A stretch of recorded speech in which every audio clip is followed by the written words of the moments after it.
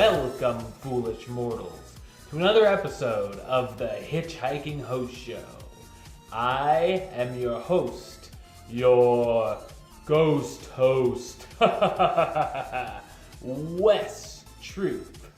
And I am back this week with another show where we're going to talk about what went down in the Disney parks. We're talking about the trending topics on both coasts this week, both Walt Disney World and Disneyland. So let's get to it.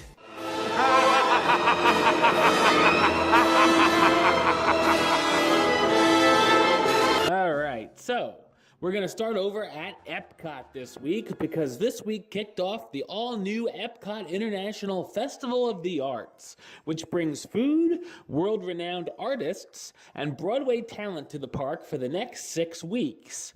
Aside from the performances and food kiosks we had mentioned before, you can pose in the middle of a famous piece of art and have a picture taken of the experience, meet talented artists who have their work for sale, participate in a giant paint-by-numbers mural, and join a sing-along with a performance from the American Music Machine at the Fountain View stage. So this seems like it's a nice little bit of a festival here. We have the Flower and Garden Festival just a couple months actually. So surprisingly, that's going to come fast. And then you got the Food and Wine, of course, in the fall.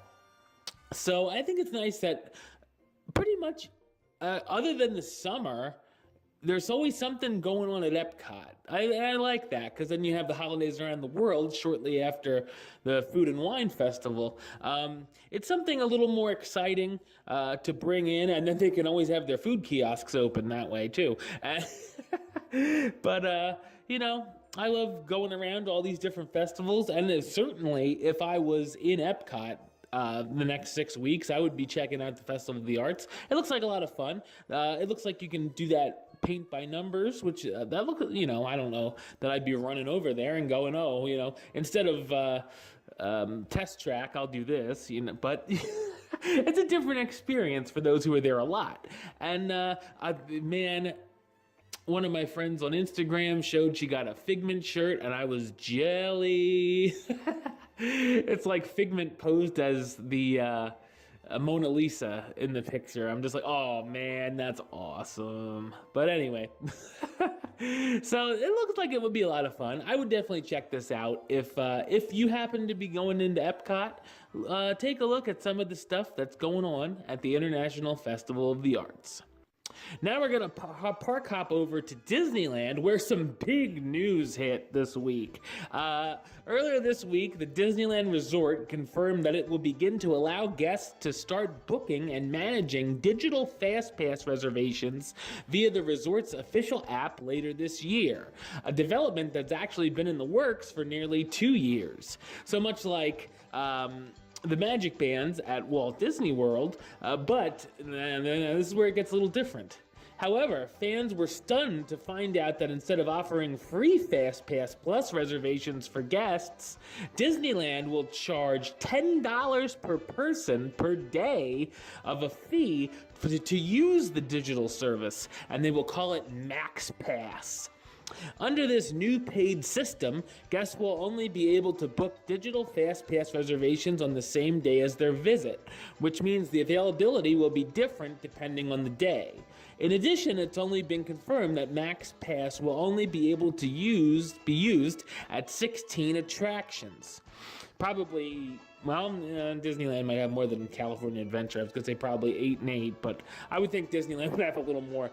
It has also been confirmed that while guests can purchase Max Pass in advance, they will not be able to activate this service until they're actually inside of a Disneyland theme park. So that means you can't go 3 months, 2 months in advance if you're going and be like, all right, I'm going to set up my Fast Passes for Monday, Tuesday, Wednesday. No. You have to be inside the theme park. So that means you better get there when the park opens, because otherwise you're going to be getting some late Fast Passes or not getting them at all. But anyway, finally, digital Fast Pass reservations made using this new Max Pass system can only be made one at a time, which is totally different from the system at Walt Disney World, which allows guests to make up to 3 Fastpass Plus reservations at once, with guests not being able to make another Fastpass reservation until they have used their last Fastpass, or at Disneyland, that is, or in the case of World of Color, enough time has passed. Like with paper, so it's a lot like the paper Fastpass, where you have to use your time. So say you get in and you want to go on Splash Mountain, we'll say is one of them. And you put your time in for Splash Mountain, you get like a 10 o'clock. You can't make another reservation until after you've used the Splash Mountain one, just like the paper Fast Passes at Disneyland right now. Disney was quick to remind fans that it would be continuing to offer its regular free paper Fastpass system around the Disneyland Resort for the foreseeable future. But the only problem you got there is now the paper Fastpasses are probably going to go faster, or there won't be as many because they'll be dividing it up with these Max Passes. So, if you want to do the $10 per person per day for the digital service, be my guest, I suppose. For me, like when I go usually 5 days at Disneyland, and usually I go Han Solo. I just go by myself, and so it would be $50 extra for me. I don't know. And imagine a family of 4, for God's sake. But that would be $200. So extra for your vacation that you're already spending on if you would go for 5 days. So yeah, I don't know. I'm going to have to wait and see on this one. There's going to be some people that are saying that sounds great. There's going to be some people that say this sounds like a terrible idea. I'm somewhere in the middle to see what happens when it actually starts, and then I can make my judgments based on what I think. A lot of things are like that, where I sort of just hold off and I'm like, well, we'll see what happens. And that's kind of what I'm going to do here. But just know, if you're going to the Disneyland Resort anytime soon, that this Max Pass could be in play by the time you get there. So just find out some more info about it, and of course, as I get more, I'll let you guys know. Now we're going to park hop back over to Walt Disney World, to Disney's Hollywood Studios, because on April 14th, Star Wars Galactic Nights is a new, as of now, one-night-only event that will take place after hours. Bound chicka wow wow. At Disney's Hollywood Studios from 7 p.m. to 12 a.m. Costing $129 per adult and $124 per child. Yeesh! Guests who purchase a ticket will be encouraged to attend this event in costume in order to have the ultimate Star Wars themed evening at the park. I don't know what that voice was. I was going for Emperor, but it didn't come out. In addition to special Star Wars character meet and greets, galactic themed treats, and merchandise available for purchase, there will also be some special entertainment during the special night, including the following: the Rebel base activities in the center of the park, including dance parties, trivia, and special shows. Inside the Saga, with celebrity chat show panel featuring special guests talking about the making of the Star Wars films. All right, if I would be down there, I'd pay the $129 and I could dance with Daisy Ridley or Felicity Jones. $129 well spent, my people. I'd be like, all right, I can die happy now. Anyway, so they'll be there for the chat show. Star Wars photo ops against iconic Star Wars backdrops, including Han Solo cast in carbonite, Jabba the Hutt's palace, the Hoth Wampa cave, and more. Galactic Night stars in Cars Motorcade, well, how clever, which will feature Star Wars celebrities and characters marching down Hollywood Boulevard, as well as the Imperial March and March of the First Order, where Darth Vader will lead a battalion of stormtroopers on a dramatic march down Hollywood Boulevard to the event stage. I think we know what music they're going to be using, That would be really cool to see. And Captain Phasma will also lead a unit of First Order stormtroopers through the park, pausing to give a demonstration of power and strength. Seize the Saga interactive scavenger hunt will be a family-friendly challenge that will allow guests to collect Star Wars-themed pieces at the photo backdrops throughout the park, revealing a surprise when all items have been collected. They'll say, surprise, for your surprise, you got to pay another $50. Now, so, this sounds like a cool thing. It's going to be an after-hours event, like Mickey's Halloween party or the Very Merry Christmas party. A little more expensive, but if I was down there for this day, I'd do it. Because it's a one-time event as of right now. If they do it and it gets a huge draw, then I expect that they'll keep doing it a couple times at least. But sounds like a lot of fun. It's sort of like Star Wars weekends, but all crammed into one night, and you have to pay for it. So just know if you're going to be there on April 14th, then that is the time to do it. I would have done May 4th, for May the 4th be with you. Oh well, maybe they're doing something else May 4th. Who knows? Anyway, moving on to the Magic Kingdom. We've discussed the Kingdom Cabanas a number of times on this show recently, and unfortunately, this will be one of the last times we talk about it, because it didn't really prove to be a popular option. And last week, Disney reduced the fee to rent these tents down to a discounted $499 per day between January 17th and February 17th, 2017.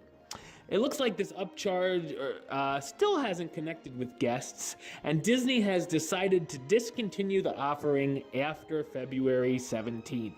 So no more Kingdom Cabanas. Yeah, I thought if you had a large group, if you had like 8 or 9 people, you could have divided it up, and that would have been fine, I thought. And usually I'm not for these high expensive things, but that one, the one thing that I was like, well, that might be all right, it didn't work, of course. But not that I would, if I would go myself, I wouldn't pay almost $900 for that, but yeah, God no. But so it's trial and error. Well, just like everywhere else, and that one didn't pay off. So if you're looking to rent one of the Kingdom Cabanas, you better do it within the next month. So anyway, moving on to one of the water parks, because Disney has confirmed that the new Typhoon Lagoon attraction planned for March 2017, wow, that's coming soon, has been renamed Miss Adventure Falls, as it was previously named Misfortune Falls, and has released the new concept art for this family-friendly raft attraction. It's also been confirmed that the upcoming attraction will be able to check out an audio animatronic parrot who's still hunting for treasures at Disney's Typhoon Lagoon to this day. Will it be the same parrot as Pirates of the Caribbean? Did a little dude who used to sit outside of pirates? Probably not. But just know, if you're going to be heading over to Typhoon Lagoon, that Miss Adventure Falls, as it will be called now, will be opening soon. And of course, I'll have a little review of that ride when I get to see it on someone's video or something. We'll just talk about it a little bit when it opens. And now we're going to sell out and jump over to Universal, because Universal's newest attraction, Race Through New York, starring Jimmy Fallon, has been confirmed this week to be officially opening on April 6th over at Universal Studios, Florida. And in an interesting development, the new attraction will be the first ever at Universal Orlando Resort to feature a completely virtual queue. Guests will be able to access the new system through the official Universal Orlando Resort app or at kiosks located outside the attraction entrance, where they can, quote-unquote, check in to virtually wait in line and then receive a return time when they can come back and walk right on the new attraction. So that's pretty cool. And you just have to chill outside or go into a gift shop. That's what they want you to do.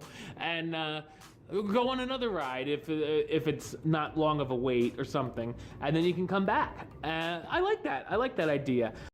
All right, well, that's the show. I'll be back with another episode next week, as well as another Hitchhiking Host Show 101, where we're going to talk about a certain Disney park attraction and its history. But until then, don't forget to subscribe right here on YouTube, youtube.com/HitchHostShow. You can like the show on Facebook, facebook.com/HitchHostShow. Follow on the Twitter @HitchHostShow. And if you want to listen to the show, or you are listening to the show, you can do so over on Podbean. It's hitchhostshow.podbean.com. And of course, you can search on iTunes or Stitcher under West Truth or the Hitchhiking Host Show. Until next time, don't forget to hurry back, hurry back. for the next episode. See ya.